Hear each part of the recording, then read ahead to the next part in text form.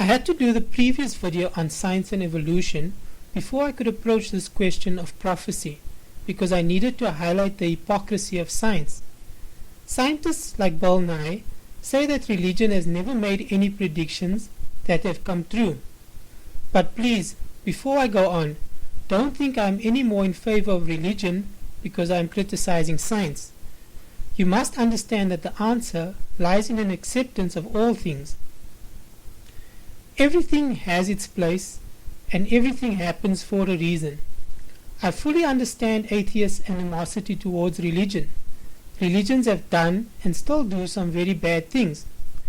But if you want the truth, you must accept that everything has purpose and everything happened for a reason. So, science says that religion has never predicted anything or got anything scientifically right. But if you educate yourself on what scientists are saying about creation, you will find that they are actually confirming or drawing many of the same conclusions that religions have. For example, scientists now say that all matter is made out of energy. This energy cannot be created or destroyed. Religion says God created all things. They say that God is an eternal force or light. Light is energy. When you ask physicists how did this energy create everything, they will tell you that in the early universe there was only hydrogen. This hydrogen coalesced into stars. The stars later exploded in supernova events, and all the other heavier elements like carbon came into existence. Since we are made from the carbon, they literally say that we are made out of stardust. Religion says we are made out of dust, ashes to ashes and dust to dust. There's more. If you study up on evolution, you will learn that evolutionists believe that all life we see today came from some common ancient ancestor. They even believe that all the humans we see today may be genetically linked to a single couple. They speculate that maybe this is where the Adam and Eve story comes from. Science is slowly confirming everything that religion has said, but they won't readily admit this. I mentioned this in an earlier video. If some intelligent force had to tell us 2000 years ago that we were made from dust, we would not easily accept this without explanation. They would have to tell us about carbon, where carbon came from, and how stars form. They would have to tell us everything we have been learning for the last 2000 years. That's all science is doing. They are telling us the same thing in greater detail. We are being educated. So is there a heaven and is there a God? Can we believe science when they say that there is probably no God, or in the very least they don't see a need for God? What will scientists tell us tomorrow? Toward the end of Bill Nye's book on evolution, he speculates about the future of evolution and what lies in store for mankind. He refers to one of his friends who wants to have her head cryogenically frozen when she dies, in case science can bring her back in the future. He also talks about stem cell research and cloning. There are apparently hundreds of frozen heads sitting in jars waiting for the day that they can be resurrected. My point here is that once again we can see the hypocrisy of science at work. Who was it that first said that death is not the end? Long before science even existed, religion said that one day the dead will be raised up. Yet some people mock others who believe that one day they will be resurrected. Can you see what is happening? Science is not some exclusive, objective entity separate from the rest of us. Scientists are simply human beings struggling with the same questions and hopes that we all share. What does the future hold for us? If we really sit and think things through, what are the possible and logical futures for mankind? Assume we are not all destroyed tomorrow by some natural disaster or even by our own wars. What can we possibly achieve given our current rate of technological and medical advancement? We will keep learning everything we can, and we will keep discovering new secrets about the physical world.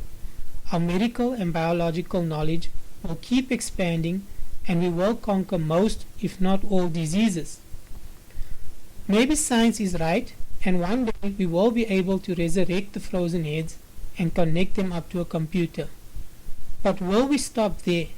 What would be the next logical step? Maybe we can clone a new body for that head and download all the person's thoughts into that new body. What will we call those thoughts? The essence of a person. We already have a name for it, the soul. Maybe one day in the distant future, it doesn't have to be tomorrow or even by 2029 like many believe. It could be 1,000 years from now or maybe 1,000,000 years from now. But maybe one day we will be able to resurrect your body and put your soul into that body. Science certainly thinks it's possible. They're working on it right now. Right now, they are working on nanobot technology that will hopefully be able to download all your thoughts onto a computer for safe storage after your death. Your thoughts or your consciousness is your soul. But that's not all. The big problem we have is that the physical body is frail.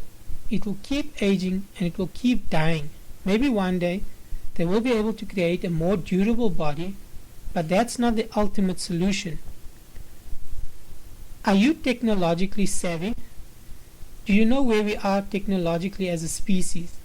You must have heard of fiber optics, Wi-Fi, and Bluetooth, for example. Fiber optic cable can carry signals or data at almost light speed. You must have seen those virtual monitors or keyboards in movies like Minority Report. At the time they made the movie, this type of technology was largely fictional, but they have been working on creating such holographic technology. You see, light carries information.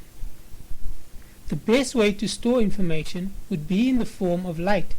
So let's say, hypothetically, that someday, maybe even 1,000,000,000 years from now, we finally figure out how to store information in the form of light. Bear in mind, we can already move information at almost light speed, but let's say we can eventually store information in the form of light. Now, if I can capture all your thoughts from your brain, that's your consciousness or your soul, and I can eventually store all that information in the form of light, what will you be? You will be a conscious form of energy, a spirit. This dream of one day being resurrected as a soul or spirit in heaven is not just a religious fantasy, it's what science is working toward. Am I saying that science is God or that science will become God? No. I am saying that God is everything. Everything we are doing, everything that has ever happened is a part of God. God is an eternal force or energy that exists in the form of light. This light contains all the data that we see as the universe. This data exists in mathematical form as numbers. These numbers move in circles, as seen in the first two videos. These circles of energy create sacred geometrical shapes. Sacred geometry creates all the other geometrical shapes or forms that we see. The forms, however, are simply an illusion or hologram created by the movement of light, like the virtual monitors in Minority Report, only much more advanced. God is the light that creates the universe. Now, why are we here and what is our purpose? Watch my next videos.